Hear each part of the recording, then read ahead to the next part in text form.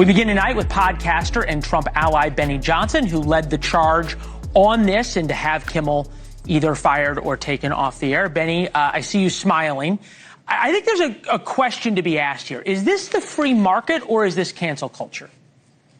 Well, let me tell you the background of the story. Perhaps your viewers would be interested in understanding how this actually happened, because yes, this is the free market. And yes, ABC News did the commendable thing here, and they were forced to do so by their broadcast affiliates.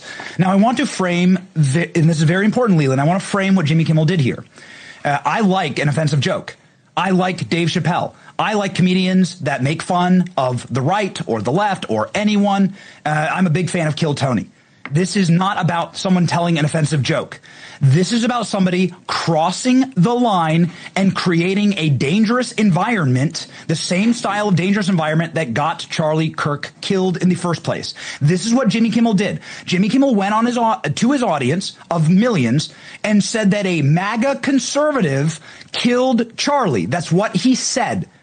And then, effectively, by saying that to his audience, he said that Charlie had it coming, because Charlie Kirk is the leader of the MAGA conservative movement. He is a generational voice for our movement.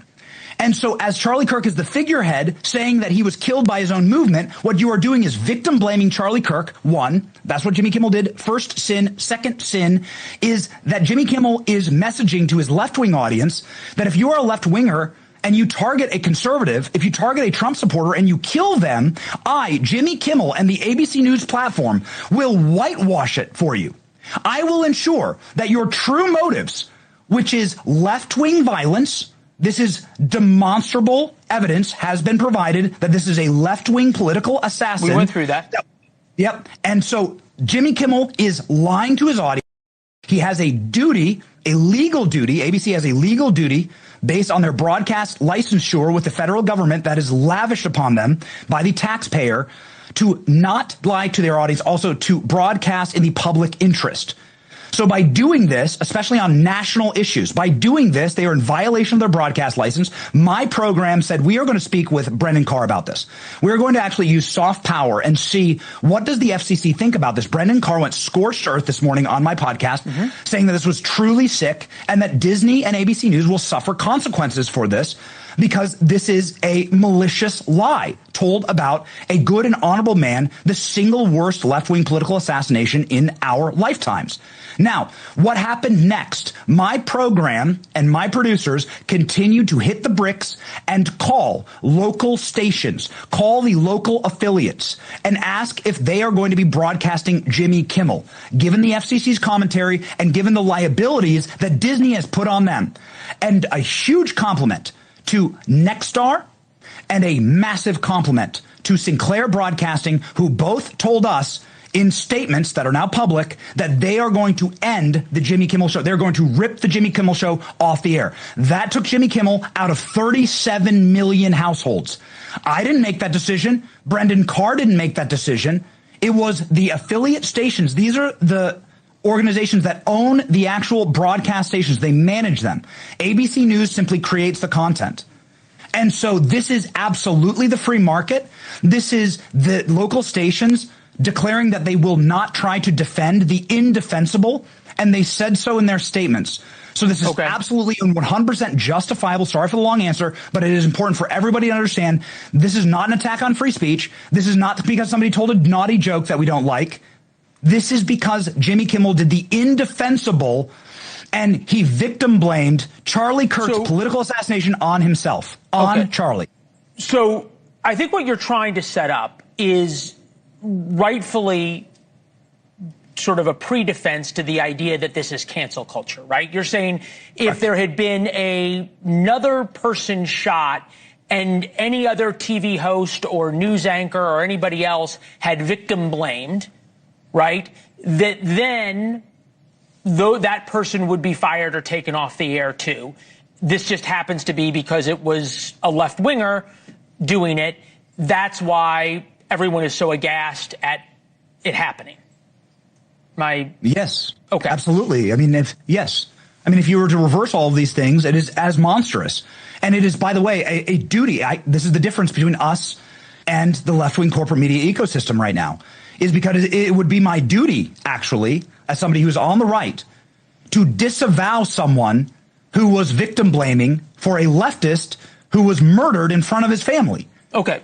So we do not call for murder. We are about nonviolence. Right. And before before we changed things when Jimmy Kimmel was suspended, we went through that, right? Because there were a number of shootings by people with what you might call a right-wing ideology. There was the Pulse nightclub shooting. There was the Dylan Roof shooting. There were people who had racist, anti-gay, whatever ideologies, and everybody on the right came out and condemned it. Pulse nightclub shooting was Islamic terrorism. Hold on. Islamic terrorism. Pulse nightclub shooting was ISIS. What are you talking about? Islamic terrorism. Whoa, I won't allow that. This happened with me on Cuomo the other night. No, I won't allow it. No, hold on. You're going to correct the record right now. Okay. So Pulse nightclub was an Islamic terrorist, ISIS shooter. Benny, are you saying that that's on the right? No, I'm not. Benny, okay. Just hear me out. All right. Okay, I covered the Pulse nightclub shooting. Forgive me. But you said that that's considered right-wing violence, and I want you to correct that. It is corrected. What I'm saying is that when the Dylan Roof shooting happened, I'm making your point for you. When the Dylan Roof shooting happened, every Republican came out and called it racism, did they not? Yes. Right. And my point being here is... Disavow it, yes. Right. My point being here is that when it happened on the right, or when there was right-wing ideology associated with it, the right called it and named it what it was. When it's happening on the left has not done that, correct? Correct. Okay. Correct. All right, so we're in agreement now.